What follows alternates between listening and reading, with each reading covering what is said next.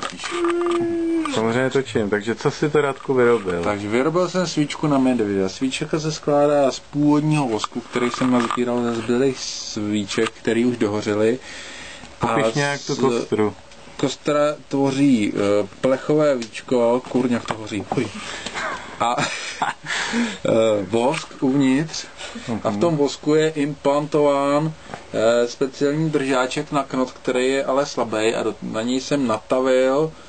Neboj se použít jako technický výraz. To jsem natavil takovým plastem z provázek.